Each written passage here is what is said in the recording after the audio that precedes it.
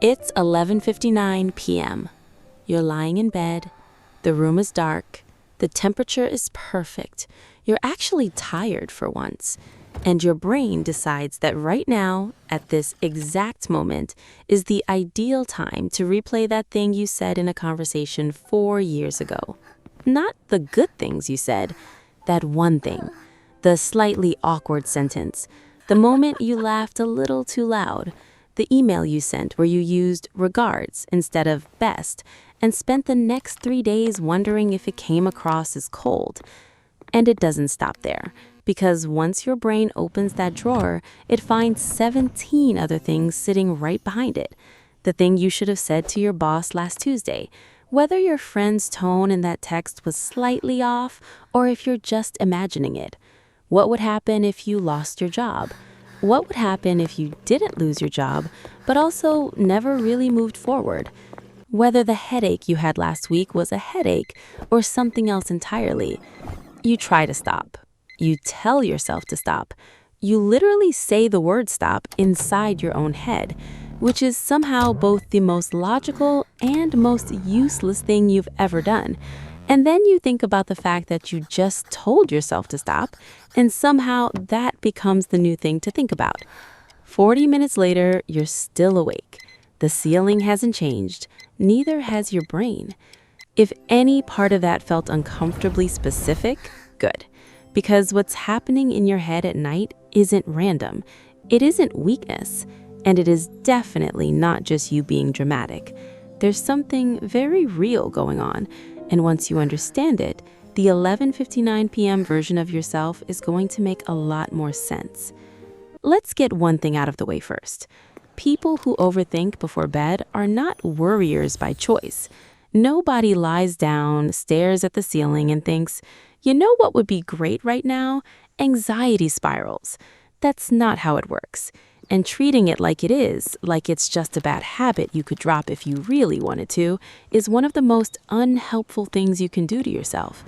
The people who experience this most intensely are not weaker, less disciplined, or more fragile than everyone else.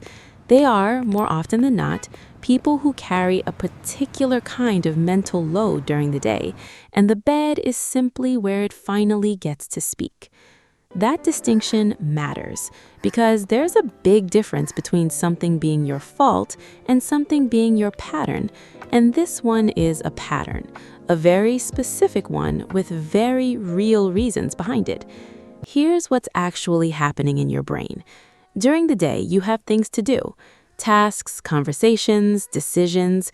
Your mind has somewhere to point its attention. But the moment you lie down and close your eyes, that external structure disappears, and your brain, which has been managing stimulation all day, suddenly finds itself with nothing new to process. This is when a network called the default mode network kicks in. It's the part of your brain that activates specifically when you're not focused on anything external, and its job is to generate internal content, your memories, your worries, your unresolved social situations, your imagined futures. It's not malfunctioning. It's doing exactly what it was designed to do. The problem is that for some people, the brain has a particular bias. Psychologist Roy Baumeister and his colleagues called this idea bad is stronger than good.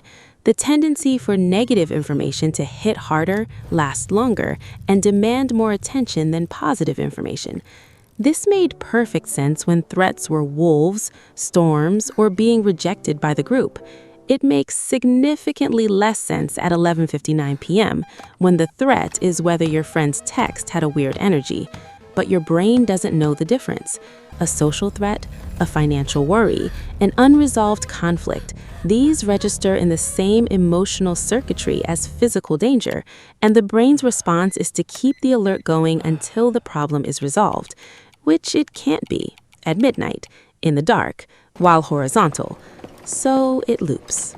There's something else worth understanding, and it has to do with control, or more specifically, the illusion of it. Psychologist Thomas Borkovec, who spent decades studying worry, found something that most people don't expect. Repetitive anxious thinking isn't random. It actually serves a hidden function. It creates the feeling of doing something.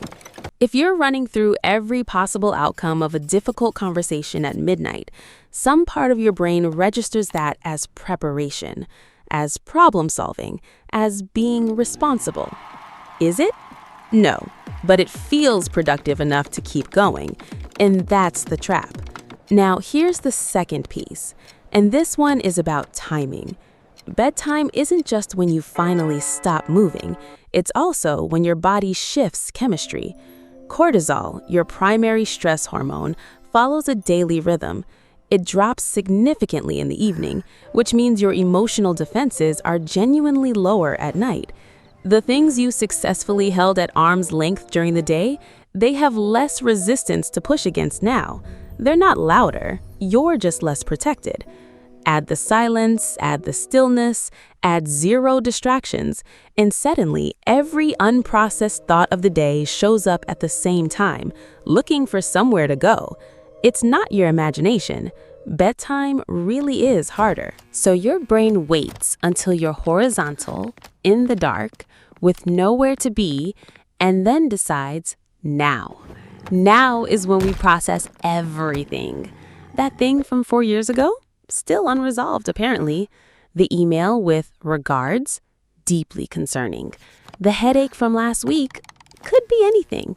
Let's explore all the options.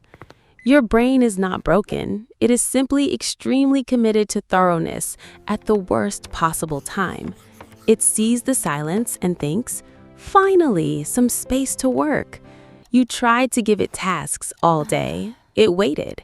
It is patient. It is dedicated. It will not be rushed. And the funniest part? All that careful, detailed thinking you do at midnight, almost none of it produces an actual solution. You run the same loops, arrive at the same non-answers, and eventually fall asleep exhausted.